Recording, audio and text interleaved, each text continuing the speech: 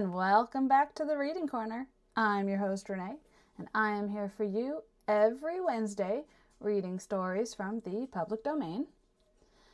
We are currently reading through Sweeny, Todd and the String of Pearls by James Malcolm Rymer, and today we will be getting started with Chapter 7.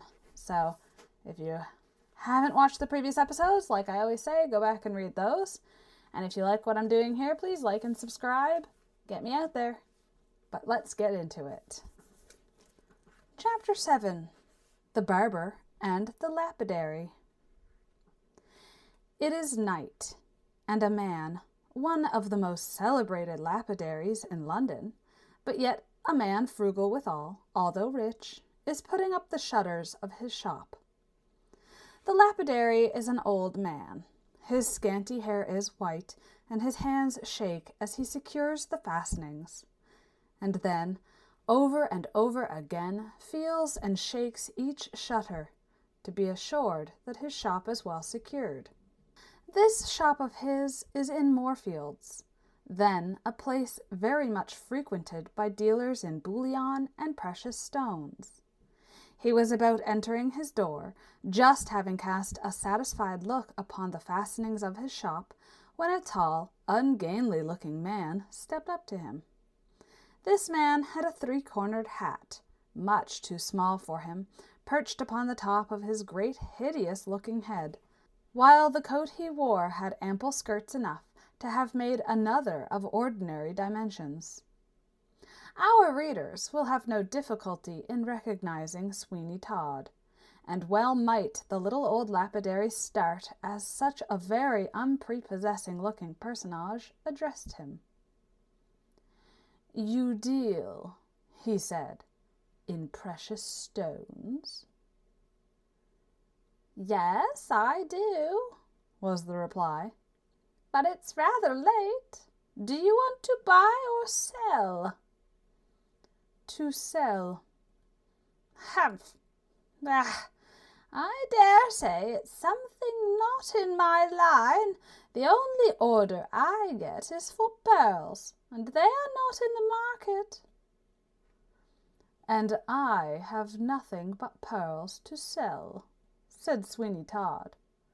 "I mean to keep all my diamonds, my garnets, topazes, brilliants, emeralds, and rubies." "The deuce you do! Why, you don't mean to say you have any of them? Be off with you! I am too old to joke with, and I am waiting for my supper." "Will you look at the pearls I have?" "Little seed pearls, I suppose. They are of no value, and I don't want them. We have plenty of those. It's real, genuine, large pearls we want, pearls worth thousands." "Will you look at mine?" "No. Good night." "Very good. Then I will take them to Mr. Coventry up the street. He will, perhaps, deal with me for them, if you cannot." The lapidary hesitated. "Stop," he said. "What's the use of going to Mr. Coventry? He has not the means of purchasing what I can pay present cash for. Come in, come in. I will at all events look at what you have for sale." Thus encouraged, Sweeny Todd entered the little, low, dusky shop, and the lapidary, having procured a light and taken care to keep his customer outside the counter, put on his spectacles and said, "Now, sir, where are your pearls?" "There," said Sweeny Todd, as he laid a string of 24 pearls before the lapidary. The old man's eyes opened to an enormous width, and he pushed his spectacles right upon his forehead as he glared in the face of Sweeny Todd with undisguised astonishment. Then down came his spectacles again, and taking up the string of pearls, he rapidly examined every one of them, after which he exclaimed, "Real! Real, by heaven! All real!" Then he pushed his spectacles up again to the top of his head and took another long stare at Sweeny Todd. "I know they are real," said the latter. "Will you deal with me, or will you not?" Will I deal with you? Yes, I am quite sure they are real. Let me look again. Oh, I see. Counterfeits. But so well done that really, for the curiosity of the thing, I will give £50 for them. I am fond of curiosities, said Sweeny Todd, and as they are not real, I will keep them. They will do for a present to some child or another. What? Give those to a child? You must be mad. That is to say, not mad, but certainly indiscreet. Come now, at a word, I'll give you £100 for them. Hark ye, said Sweeny Todd, it neither suits my inclination nor my time to stand here chaffing with you. I know the value of pearls, and as a matter of ordinary and everyday business, I will sell them to you so that you may get a handsome profit. What do you call a handsome profit? The pearls are worth £12,000, and I will let you have them for 10. What do you think of that for an offer? What odd noise was that? Oh, it was only I who laughed. Come, what do you say? At once. Are we to do business, or are we not? Hark ye, my friend, since you do know the value of your pearls, and this is to be a downright business transaction, I think I can find a customer who will give 11,000 for them, and if so, I have no objection to give you £8,000. Give me the £8,000, said Sweeny Todd, and let me go. I hate bargaining. Stop a bit. There are some rather important things to consider. You must know, my friend, that a string of pearls of this value are not to be bought like a few ounces of old silver of anybody who might come with it. Such a string of pearls as these are like a house or an estate, and when they change hands, the vendor must give every satisfaction as to how he came by them, and prove how he can give to the purchaser a good right and title to them. Pah! said Sweeny Todd. Who will question you, who are well known to be in the trade, and to be continually dealing in such things? That's all very fine, but I don't see why I should give you the full value of an article without evidence as to how you came by it. In other words, you mean, you don't care how I came by them, provided I sell them to you at a thief's price. But if I want their value, you mean to be particular. My good sir, you may conclude what you like. Show me that you have a right to dispose of the pearls, and you need go no further than my shop for a customer. I am not disposed to take that trouble, so I shall bid you good night. And if you want any pearls again, I should certainly advise you not to be so wonderfully particular about where you get them.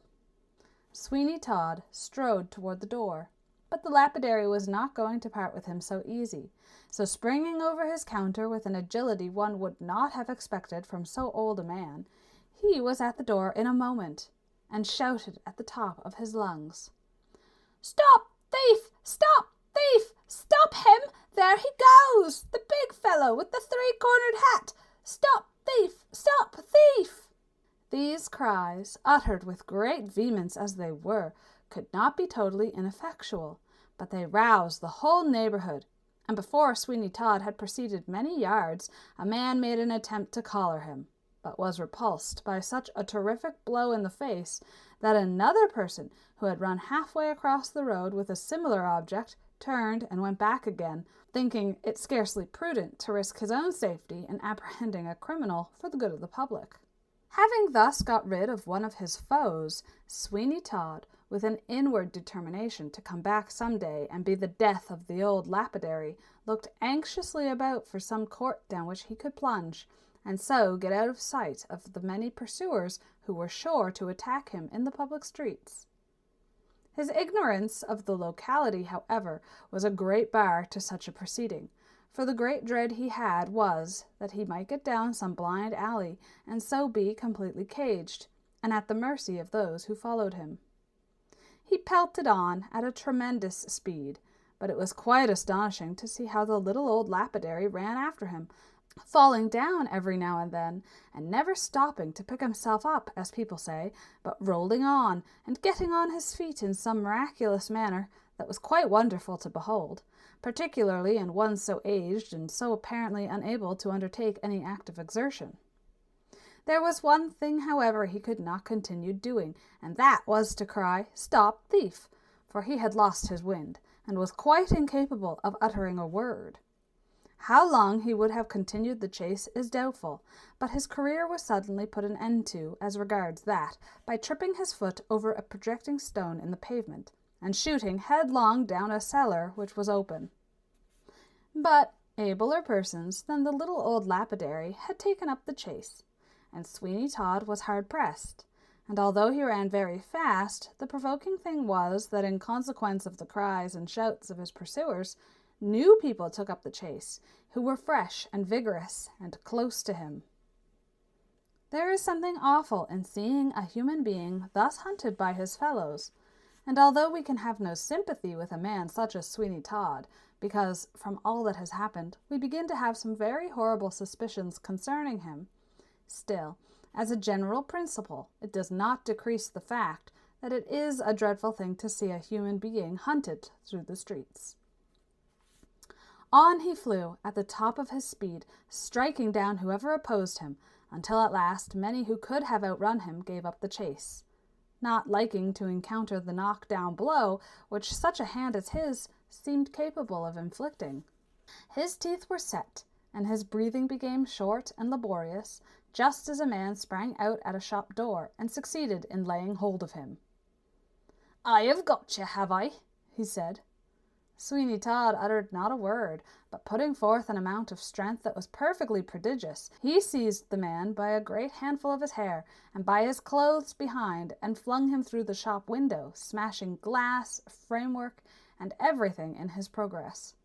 The man gave a shriek, for it was his own shop, and he was a dealer in fancy goods of the most flimsy texture, so that the smash with which he came down among his stock in trade produced at once what the haberdashers are so delighted with in the present day, namely, a ruinous sacrifice. This occurrence had a great effect upon Sweeny Todd's pursuers. It taught them the practical wisdom of not interfering with a man possessed evidently of such tremendous powers of mischief, and consequently, as just about this period the defeat of the little lapidary took place, he got considerably the start of his pursuers. But he was by no means safe. The cry of "Stop, thief!" still sounded in his ears, and on he flew, panting with the exertion he made, till he heard a man behind him say, "Turn into the second court on your right, and you will be safe. I'll follow you. They shan't nab you if I can help it." Sweeny Todd had not much confidence in human nature. It was not likely he would. But panting and exhausted as he was, the voice of any one speaking in friendly accents was welcome, and rather impulsively than from reflection, he darted down the second court to his right. Chapter 8. The Thieves' Home. In a very few minutes, Sweeny Todd found that this court had no thoroughfare, and therefore there was no outlet or escape. But he immediately concluded that something more was to be found than at first sight to be seen, and casting a furtive glance beside him in the direction in which he had come, rested his hand upon a door which stood close by. The door gave way, and Sweeny Todd, hearing, as he imagined, a noise in the street, dashed in and closed the door, and then he, heedless of all consequences, walked to the end of a long dirty passage, and pushing open a door, descended a short flight of steps, to the bottom of which he had scarcely got, when the door which faced him at the bottom of the steps opened by some hand, and he suddenly found himself in the presence of a number of men seated round a large table. In an instant, all eyes were turned toward Sweeny Todd, who was quite unprepared for such a scene, and in a minute he knew not what to say, but, as indecision was not Sweeny Todd's characteristic, he at once advanced to the table and sat down. There was some surprise evinced by the persons who were seated in that room, of whom there were many more than a score, and much talking was going on among them, which did not appear to cease on his entrance. Those who were near him looked hard at him, but nothing was said for some minutes, and Sweeny Todd looked about to understand, if he could, how he was placed, though it could not be much a matter of doubt as to the character of the individuals present. Their looks were often an index to their vocations, for all grades of the worst of characters were there, and some of them were by no means complimentary to human nature, for there were some of the most desperate characters that were to be found in London. They were dressed in various fashions, some after the manner of the city, some more gay, and some half military, while not a few wore the garb of countrymen. But there was in all that an air of scampish, off-hand behaviour, not unmixed with brutality. "Friend," said one who sat near him, "how came you here? Are you known here?" "I came here because I found the door open, and I was told by someone to come here, as I was pursued." "Pursued?" "Aye, someone running after me, you know." "I know what being pursued is," replied the man, "and yet I know nothing of you." "That is not at all astonishing," said Sweeny, "seeing that I never saw you before, nor you me. But that makes no difference. I'm in difficulties, and I suppose a man may do his best to escape the consequences." "Yes, he may. Yet that's no reason why he should come here. This is the place for free friends who know and aid one another." "And such I am willing to be. But at the same time, I must have a beginning. I cannot be initiated without someone introducing me. I have sought protection, and I have found it. If there be any objection to my remaining here any longer, I will leave." "No, no," said a tall man on the other side of the table. "I have heard what you have said, and we do not usually allow any such things. You have come here unasked, and now we must have a little explanation. Our own safety may demand it. At all events, we have our customs, and they must be complied with." "And what are your customs?" demanded Todd. "This you must answer the questions which we shall propound unto you. Now answer truly what we shall ask of you." "Speak," said Todd, "and I will answer all that you propose to me, if possible." "We will not tax you too hardly, depend upon it. Who are you?" "Candidly, then," said Todd, "that's a question I do not like to answer, nor do I think it is one that you ought to ask. It is an inconvenient thing to name oneself. You must pass by that inquiry." "Shall we do so?" inquired the interrogator of those around him, and gathering his cue from their looks, he, after a brief pause, continued, "Well, we will pass over that, seeing it is not necessary. But you must tell us what you are, cut-purse, footpad, or what?" "I am neither." "Then tell us in your own words," said the man, "and be candid with us. What are you?" "I am an artificial pearl-maker, or sham a pearl-maker, whichever way you please to call it." "A sham pearl-maker? That may be an honest trade for all we know, and that will hardly be your passport to our house, friend sham pearl-maker." "That may be as you say," replied Todd, "but I will challenge any man to equal me in my calling. I have made pearls that would pass with almost a lapidary, and which would pass with nearly all the nobility." "I begin to understand you, friend, but I would wish to have some proof of what you say. We may hear a very good tale, and yet none of it shall be true. We are not men to be made dupes of. Besides, There are enough to take vengeance if we desire it. Aye, to be sure there is, said a gruff voice from the other end of the table, which was echoed from one to the other till it came to the top of the table. Proof, proof, proof, now resounded from one end of the room to the other. My friends, said Sweeny Todd, rising up and advancing to the table and thrusting his hands into his bosom and drawing out the string of 24 pearls. I challenge you or anyone to make a set of artificial pearls equal to these. They are my make, and I'll stand to it in any reasonable sum that you cannot bring a man who shall beat me in my calling. Just hand them to me, said the man who had made himself interrogator. Sweeny Todd threw the pearls on the table carelessly, and then said, There, look at them well. They'll bear it. And I reckon, though there may be some good judges mongst you, that you cannot any of you tell them from real pearls, if you had not been told so. Oh, yes, we know pretty well, said the man, what these things are. We have now and then a good string in our possession, and that helps us to judge of them. Well, this is certainly a good imitation.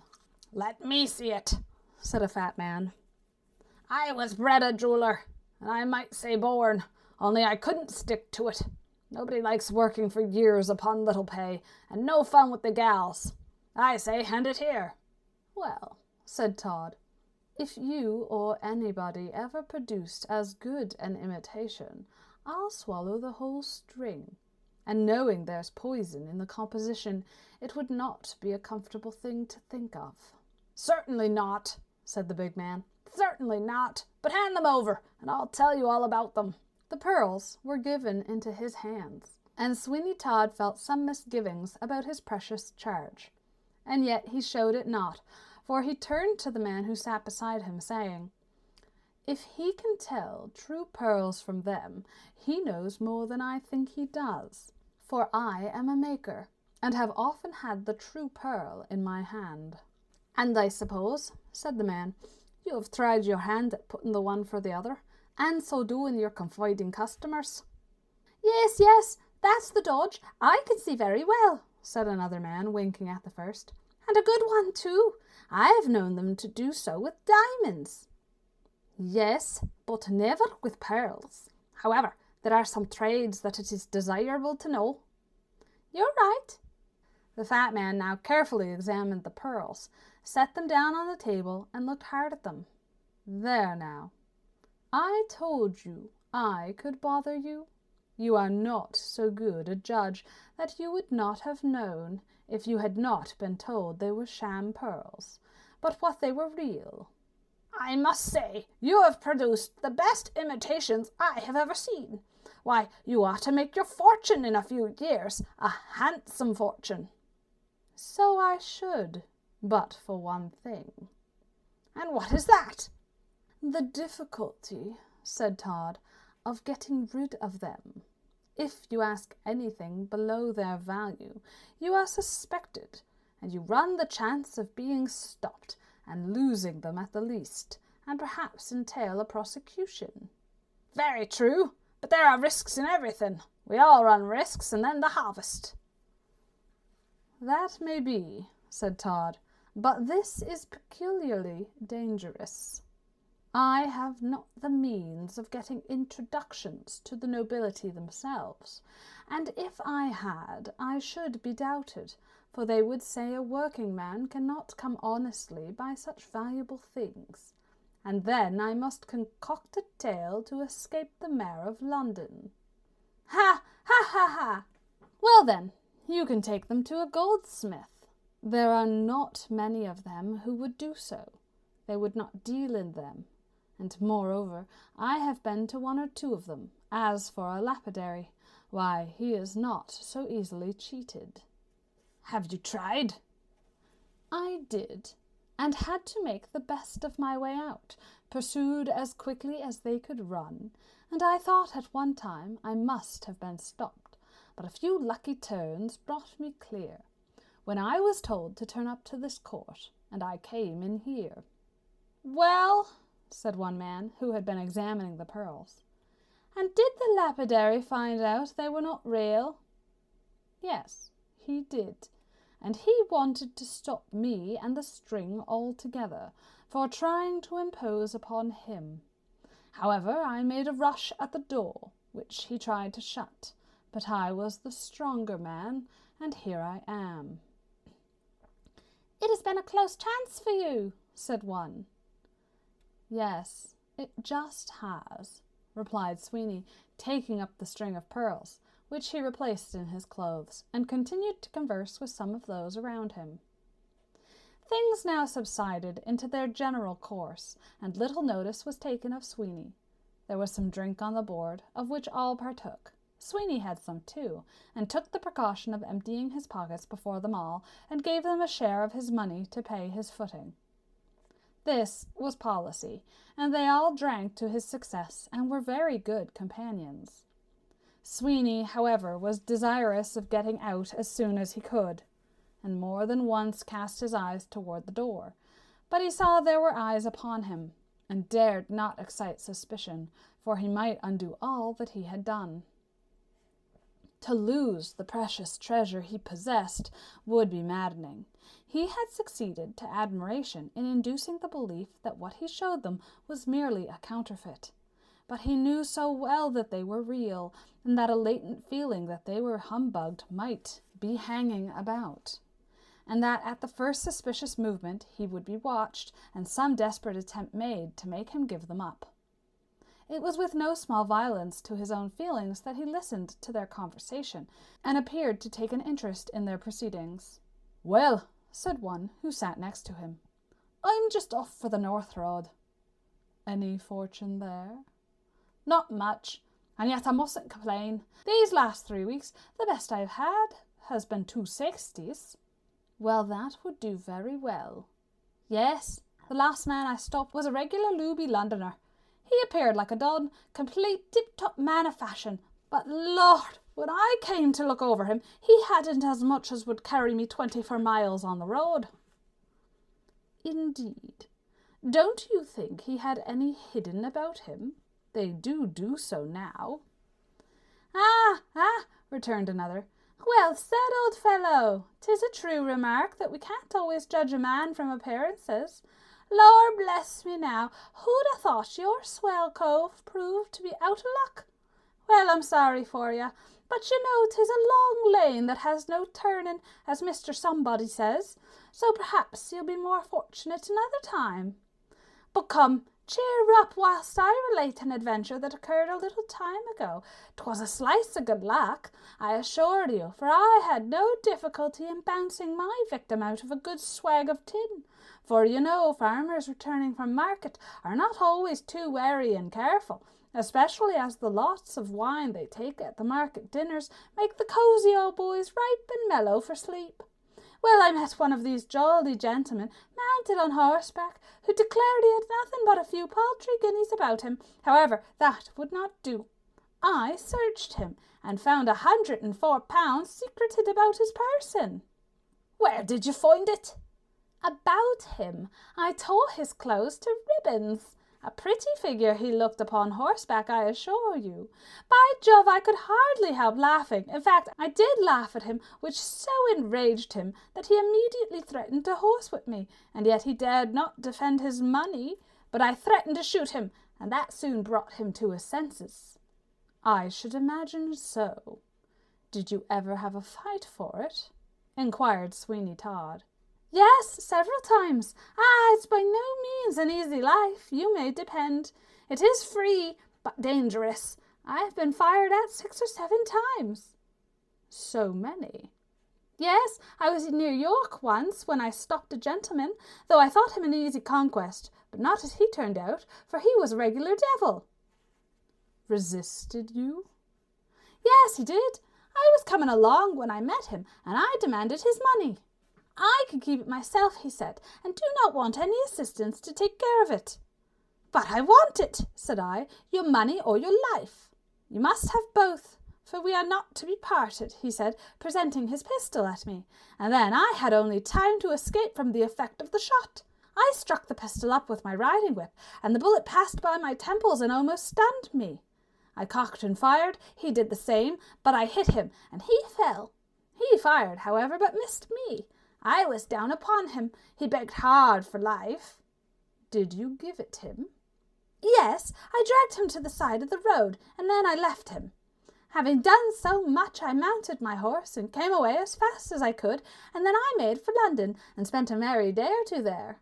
"I can imagine you must enjoy your trips into the country, and then you must have still greater relish for the change when you come to London. The change is so great and so entire." "So it is. But have you never any run of luck in your line? I should think you must at times succeed in tricking the public." Yes, said Todd. "Now and then, But I tell you, it is only now and then, and I have been afraid of doing too much. To small sums I have been a gainer, but I want to do something grand. I tried it on, but at the same time I have failed." "That is bad, but you may have more opportunities by and by. Luck is all chance." "Yes," replied Todd, "that is true. But the sooner the better, for I am growing impatient." Conversation now went on, each man speaking of his exploits, which were always some species of rascality and robbery, accompanied by violence generally. Some were midnight robbers and breakers into people's houses. In fact, all the crimes that could be imagined.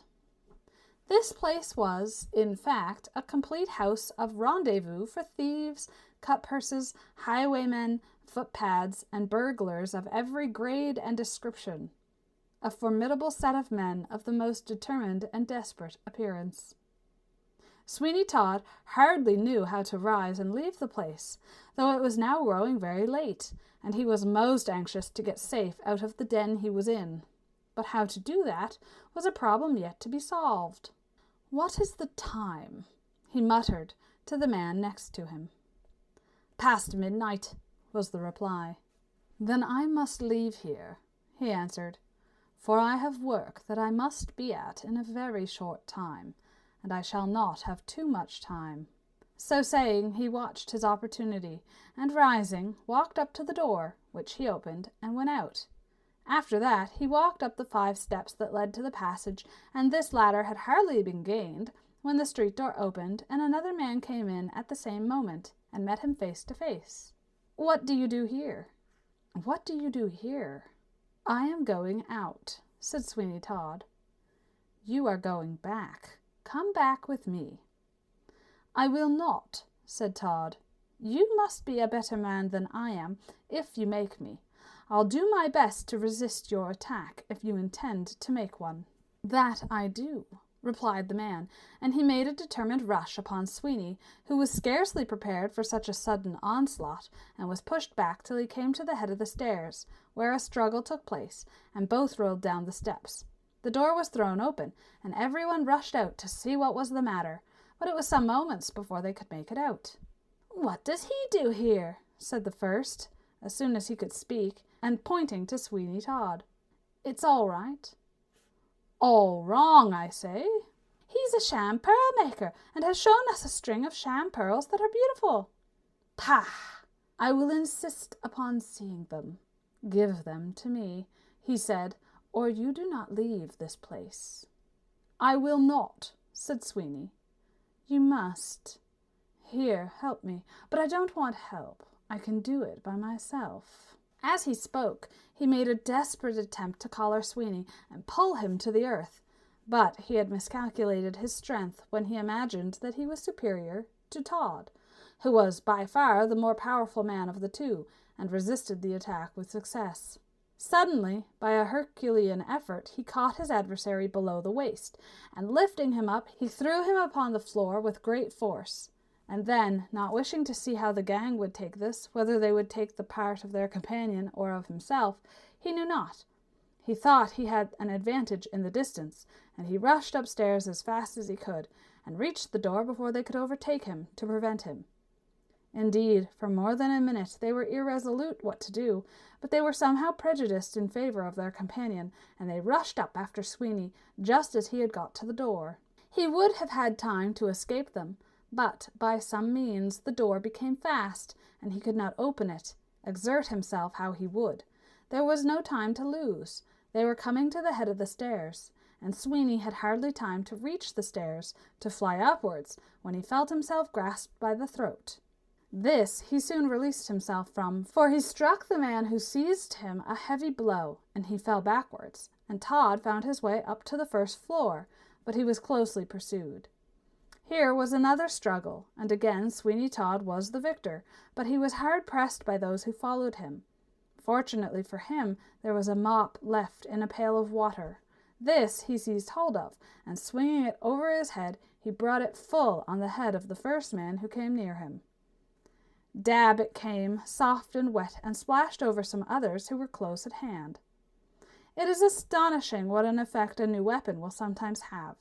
There was not a man among them who would not have faced danger in more ways than one, that would not have rushed headlong upon deadly and destructive weapons, but who were quite awed when a heavy wet mop was dashed into their faces.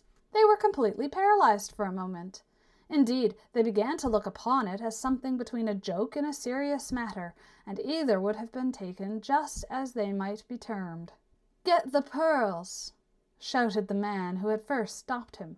"Seize the spy! Seize him! Secure him! Rush at him!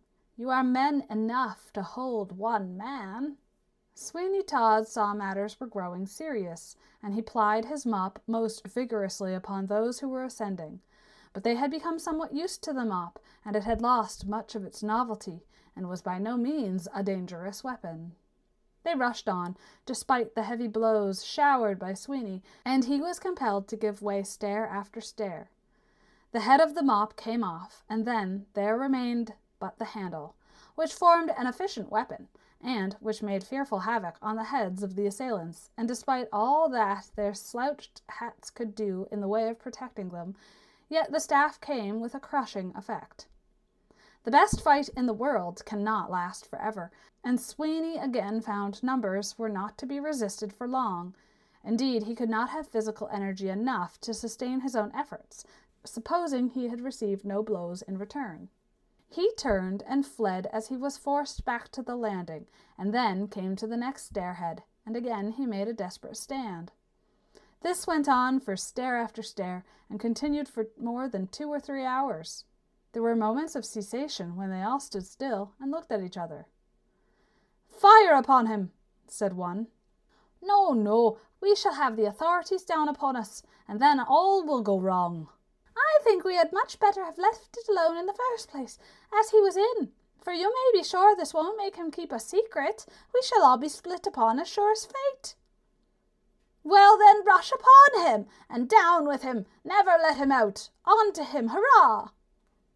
Away they went, but they were resolutely met by the staff of Sweeny Todd, who had gained new strength by the short rest he had had. "Down with the spy!" This was shouted out by the men, but as each of them approached they were struck down, and at length, finding himself on the second-floor landing, and being fearful that someone was descending from above, he rushed into one of the inner rooms. In an instant he had locked the doors, which were strong and powerful. "Now," he muttered, "for means to escape." He waited a moment to wipe the sweat from his brow, and then he crossed the floor to the windows, which were open. They were the old-fashioned bay windows, with the heavy ornamental work which some houses possessed, and overhung the low doorways, and protected them from the weather. "This will do," he said, as he looked down to the pavement. "This will do. I will try this descent, if I fall."